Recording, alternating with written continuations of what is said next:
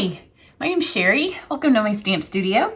Today I'm going to show you a fun little card using the Ornate style stamp set, the Thanks for the Laughs, which is my favorite stamp set, and the Ornate border dies, which is part of the Ornate Garden Suite. And I have a lot of fun stuff coming up with that, so keep checking back on this channel, and then over on my website we have some Facebook events coming up using that, and I'll have a lot more to show you with it. And it's going to be in the new catalog that comes out in June. So, but you can buy it now. These dies will run out soon, but they're coming back in May. They're just getting close to being all sold up because they're beautiful. So let's see where I want to start. I just made the card. I'm afraid my husband's going to get home from work soon, so I'm trying to get this done before he gets here, because sometimes he's on calls when he walks in the door. Nobody wants to hear about hospital business right now. So I'm going to take this one, and I'm actually going to use it for a mask, or kind of a stencil, I guess. So I just have some scrap paper, and this die cuts really well. So I'm going to send it through here. And all the other times I've done it, I've just had to run it through once and it's been fine. So let's make sure this time, just put it in the middle of your thing. Yep, you can see it all cut. It cuts super well. I wish there was a way I could figure it out, because when you pick this up, sometimes they're all stuck there, and that looks really pretty. So you just need to have this. You want to have some cardstock either side, and then you want it to have here too, because you want to use it for a stencil, so you don't want it to fall apart. So you want to have some space all the way around it. And then these two pieces come in the thing as well. Get a clean one since I have all that mess on there. And for this, I have, oh, now I don't know which one I have actually. Which one of these is this? I think this one is. They look very similar. This is some shimmery white cardstock, and these two border pieces I need for some borders. And I don't need the whole thing. I don't need them to be any longer than the piece that we're going to border. So I'm going to put them on here, and I don't want them to go through speed bump, so I'm going to just set them through. And this is great. The card that I made just a second ago, I just had a really skinny scrap of this shimmery white from another project that I done. You know, when you cut things and you have the little edges from when you have borders on your cards, and that was enough to get these. So here I've got this one, and I do want this because I want to have something to glue that. And then here's my other one. And again, I want this piece here, so I'm not going to trim those at all. And again, these come out pretty well. You just have to kind of manipulate them. This is why I had a mess on my table, because I did it like this instead of doing it over the trash can. Tonight's trash night. My trash can's kind of full. So you can see these get a little bent. That's why you want to make sure you don't go straight through. So always, like next time, I'll do them that way. So just alternate the way you send them through. So now we have the little pieces cut. And then the white piece, I've already done this one on another one. So, you know, the white one that I ran through, I just trimmed this. It was, well, here, I left it over here. So I had this, and then I just trimmed it here. So you just have a stencil. And then I took a piece of our old washi tape. Everybody probably has some old washi tape laying around. And I just made it so I could stick it on here. So you just layer it on here. And this is another piece of shimmer white. And then you just stick it down. Now I have my watercolor pencils, which is, you know, one of my favorite things. You want to hold this. In fact, you could probably get another piece, and this is one that's been used twice, so it's kind of lifting up. If you were going to do very many cards, you just want to keep cutting these, and then you could use this later on a card, because nothing happens to it. So you're going to take your pencils, and you have a pencil sharpener. I have the old Stampin' Up! One, but any really good, you want a good pencil sharpener to sharpen your pencils, because you want a nice good tip on them. So then you literally just put your thing in here. I was working in the garden a little bit this morning. Not in the garden, but with my seedlings. And I noticed my nails. I tried to clean them, but you know, it's that time of year. So I'm going to trace around these. And if you hold it flat, it's really easy with the tip to just go around. So what I'm going to do is on probably 3/4 of them, pretty much just do a nice firm, so you get a lot of lead, trace. So let's start, we'll do a trace on all of them. And then I'm gonna go back into some of them and color the whole thing in. Again, firm, because you know, if you watch my videos, I like to use the lead. It's there to be used. And I've had my pencils forever, as long as we've had them. And lots of people use mine at classes and at demonstrator events. And I mean, they're still there. They're inexpensive. It's a great way to lay down color. So that is Coastal Cabana. And then here's Granny Apple Green. We have a couple of different sets. And again, on some of my leaves, I'm going to just trace them. And this is going to allow some of my things to be darker than others. It's going to do the shading for me. So some of the leaves I'm going to do like that. And then the tiny little, they're not really leaves, but they're just these little things here. It reminds me of some 80s like goose art. I don't know what the 80s folk art, I guess, but we're updating the colors. So we're going to do that. So I'm going to do these, and then I'll speed that part of the video up and come back when I'm finished coloring so you can see it. Okay, so now I've got this all colored. This is Real Red. This is Mambo, Granny Apple Green, Garden Green, and Pumpkin Pie. So then you just pull up the washi tape. And of course, washi tape is reusable for a long time, so you can just keep this. Actually, the stencil did better the second time than I thought it might, so you'd be good for that. Blow off all the extra dust, because it does get a little bit of dust under it. Then you're just going to take your blender pen that we use on all kinds of projects. I do have a red orange tip and a like green tip. So let's start with our green tip. And I'm going to start with these darker ones. And then you're going to just kind of grab the edges. And everything can be a little bit bigger than it is. That's why it doesn't really matter if you go under your pattern a little bit. Because if you leave it the size it is, everything's going to be a tiny bit too far apart. So you're using this kind of as a guide. So you can see here's a good one. And just make it go a little bit bigger. So just kind of trace it. And as you do it, the blender pen will kind of make it go a little bit bigger. But you don't have to really do anything, just kind of trace around it, and as you do it, it naturally just does bigger. So these are kind of teardrops. There isn't any super fancy shapes on this, which is just basic shapes, basic kindergarten 101. It's grown-up coloring at its best. So just put those teardrops back in there. Just like that. And you can see how the ones that have more lead just look a little darker. Then I'm not going to even clean this because it doesn't matter if it gets a little bit of green into another one. In fact, I may go back and pick up some green. So this is one that has, and because these have a little line, some of these will not have some ink in the middle, and that's fine because our lead color. And all the leaves will look a little bit different. And again, I'm making them, these don't have to be necessarily taller, but you do want to kind of pull them down towards the flower with the lead. So again, you're just making a teardrop shape and kind of filling it in. Super easy, super relaxing. And again, a little bit of that 80s folk art look. But the colors are 2020.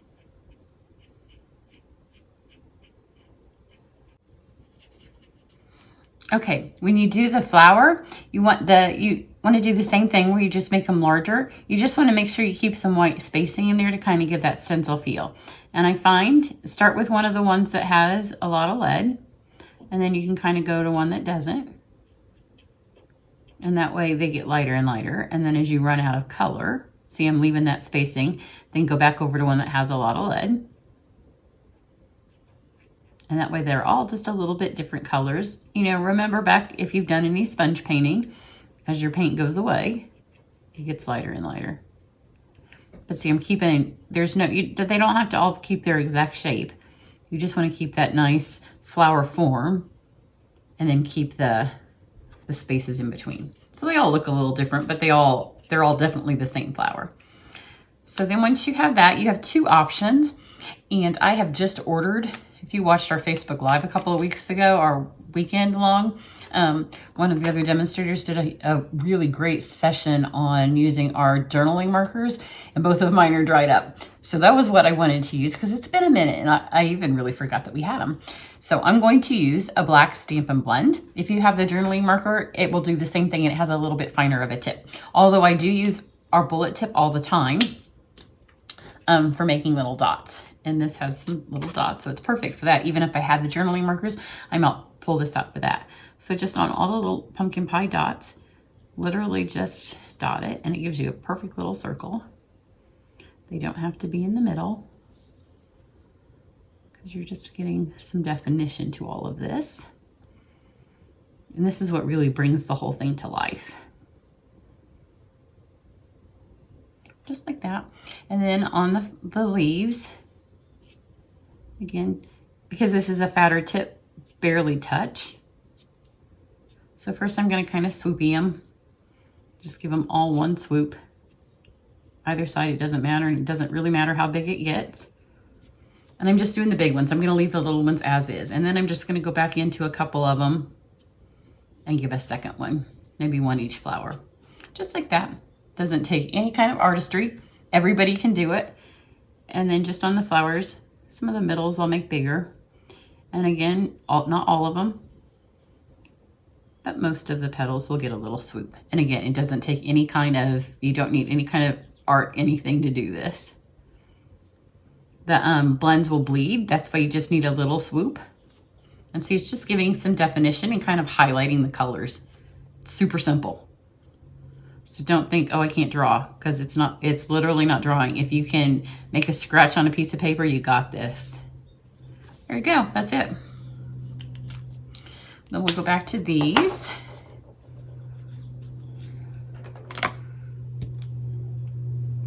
I should have my little tray here that I put all these messes in, but I already wiped them all over the table. So, you know, when I'm done,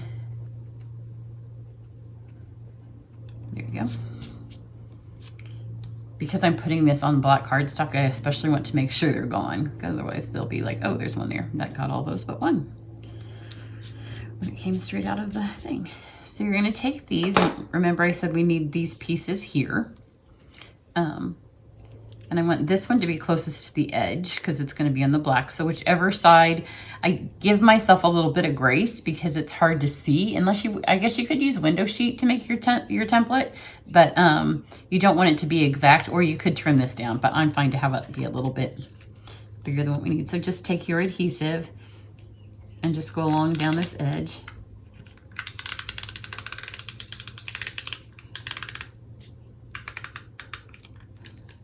Until cat's been on my table.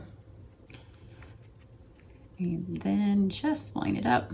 And again, it's easy to line up because you just want all the circles there. And then on this other one, again, you're gonna put it here.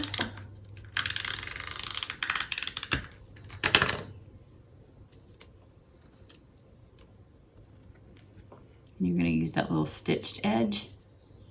And just don't press hard, that way if it's not lined up, wait till you have it where you want it and then kind of lay it down.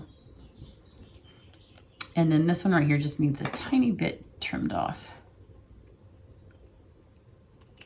Just like that. Isn't that pretty? And then I debated because I really liked the way the whole thing showed up on black. Isn't that pretty? But it needed something. I couldn't just lay it on a black cardstock, even though it made me happy. So I decided to go for sand. It's a nice neutral that a lot of people forget about using. And I wanted a black sentiment because that looks really striking on it, but still it was too plain. So I tried a bunch of different things. I will tell you, I wasted several sheets of cardstock. I put it through the embossing folder that goes with this suite, but that was too much. This is pretty on its own and I didn't want to detract from it. So we have found just recently, it's kind of like, we're living in the 1990s again. So I went back to some Versamark. This is what we used to do because we didn't used to have a lot of designer series paper. So we used to make it. So you just would do tone on tone and literally just fill this up. So it's the little flower that comes in the set that matches. So it's the flower that matches the die. And it will just give a tiny little effect. Just kind of flip it around. You could also do, if you have Sahara sand, you could do the same thing. It'd be a little bit darker. The Versamark is a nice watermarked kind of effect. It's very light, very subtle. I want them to go everywhere, so they're just on top of each other because I really wanted to, it needed some texture. And I thought about using a different, like the Subtles embossing folder, but I really wanted that piece I just spent time doing to be the focal piece.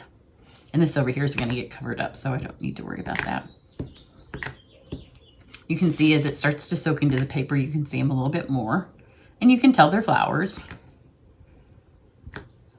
But it's very subtle. So that doesn't take long. I messed with the little, oh, you want to see some of the things I did? In fact, that's where I got this, was on the back of one of the cards. Like I did this, like I had, and you know, I had laid this before I had the little borders on there. So these little swirlies were coming out of flowers. So, you know, sometimes you see it in your head and it takes a minute to get it exactly where you want it to be. So now I'm going to take the sentiment. And this one says, I often think about how amazing you are. Right now, I find that we're just sending cards because we can't see people. So we're just sending them. And this is a nice one just to tell somebody that you're missing them. So just add that down there. And this also kind of has the country folk art feel to it, but again, with the updated 2020 color touch. So the Sahara sand and this. So you want this, and to stamp the inside, I'm not going to do it just because the video and you know how. Just put some shimmer white or some white cardstock in the inside. And this one does say, today you get it in writing for the inside. And then you could stamp this little flower on the inside and actually color it in with your marker so it matches. But you want this. I've cut this a little smaller than normal so it doesn't mount the whole thing. And then I want this to go over the edge. And then I'm going to trim that off. My other one, I didn't have it fill the whole card, but then afterwards I was sad because you can see from my other experiments, I didn't really know what was going to happen. So this is a tiny bit tricky because you want this. This is like when I have my camp and I try to type instructions for them. I'm like, yeah, I don't really know how to tell you how I did that. So I'm going to put this here because I want this black to show, but I haven't got my ribbon on here yet. And that there. Now I can put my twine on here, and this is just our linen thread.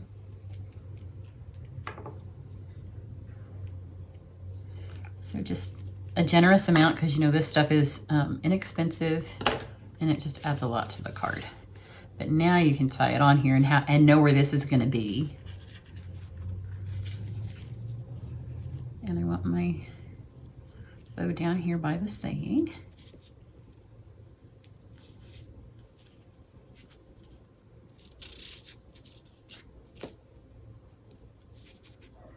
So first you're going to tie a knot. I still have way more on that side than I have on this side.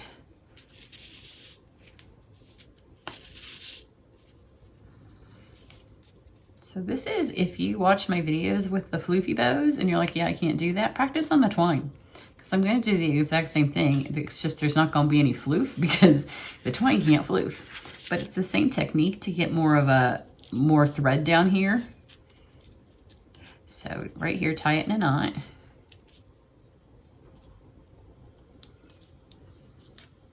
Right here, just so it holds it in place. And then you're going to tie a bow. That looks like it's way too big for the card. So with as much thread as you have until your ends get to be appropriately sized for the card. So about there, and then pull it tight so it holds in place. And now you're going to use these two to do another bow. It's the exact same thing I do on my floofy bows. It's just easier because you can see it better on these and it doesn't stick to itself. That linen thread sticks, I mean